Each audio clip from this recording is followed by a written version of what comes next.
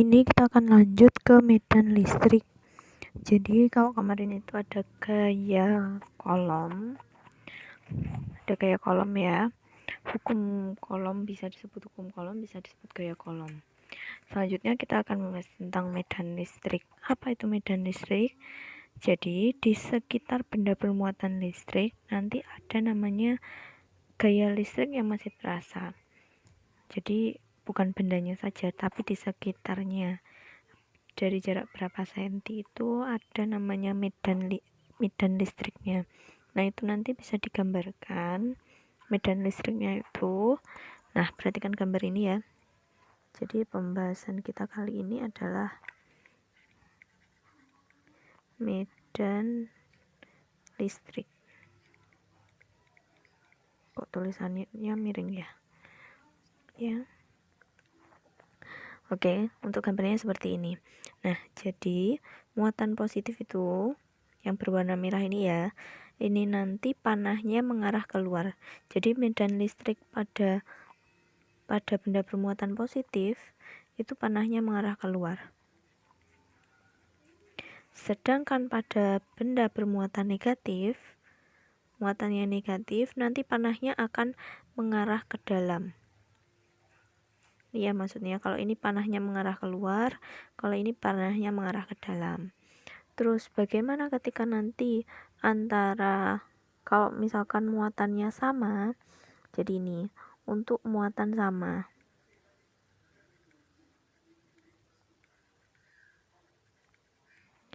Jadi kalau untuk muatan sama ini kan positif sama positif. Jadi kamu misalkan ada gambar. Ini belum ada tandanya. Gambarnya seperti ini. Terus ditanya, ini bermuatan apa? Berarti dilihat aja, karena panahnya keluar berarti dia bermuatan positif. Kalau panahnya ke dalam berarti bermuatan negatif.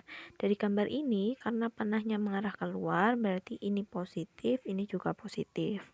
Gambarnya seperti ini. Nah, sedangkan ini untuk gambar yang satu positif, satu negatif. Oke, untuk selanjutnya, garis-garisnya tidak boleh saling berpotongan. Jadi gini, teorinya seperti ini. Jadi nggak boleh kalau garis medan, ini namanya medan listrik ini saling berpotongan. Jadi yang benar seperti ini ya.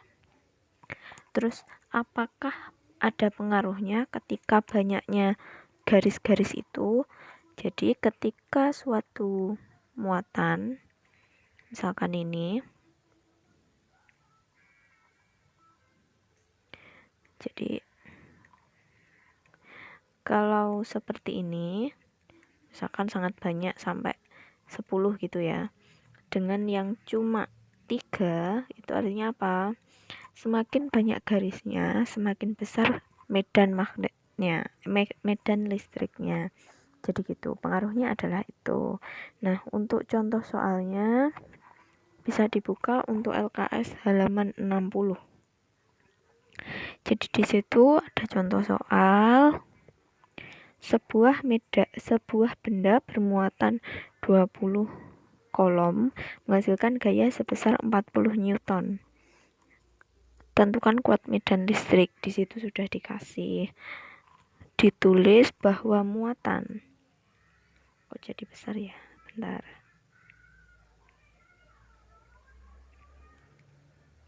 Halaman 60 ya. Untuk soal yang atas, muatan. Di situ disebutkan 20 kolom. Pada muatan itu adalah simbolnya adalah Q. Kemudian menghasilkan gaya sebesar 40 Newton. Gaya simbolnya F. Yang ditanyakan apa? Yang ditanyakan adalah medan listrik. Padahal medan listrik itu simbolnya adalah E.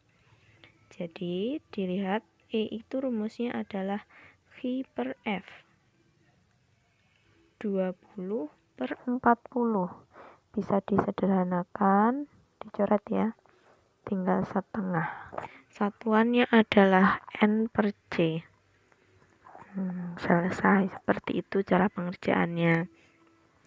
Untuk beda potensial masih ada hubungannya dengan medan listrik. Jadi rumusnya adalah beda potensial ya. Beda potensial simbolnya adalah V. Untuk rumusnya adalah W per V. Contoh soal halaman 60 sudah disebutkan untuk memindahkan 5 kolom. Jadi kamu harus hafal satuan-satuan itu ya. Karena 5 kolom itu adalah satuannya, bentar, V sama dengan 5 kolom itu adalah satuannya Chi atau muatan. Kemudian diperlukan energi. Energi itu simbolnya adalah W. Energinya 42 joule. Berapakah beda potensialnya? V sama dengan W per Chi. 42 per 5. Berarti bisa dihitung 8,4 boleh, ditulis 42 per 5 juga boleh. Satuannya adalah volt. Gitu.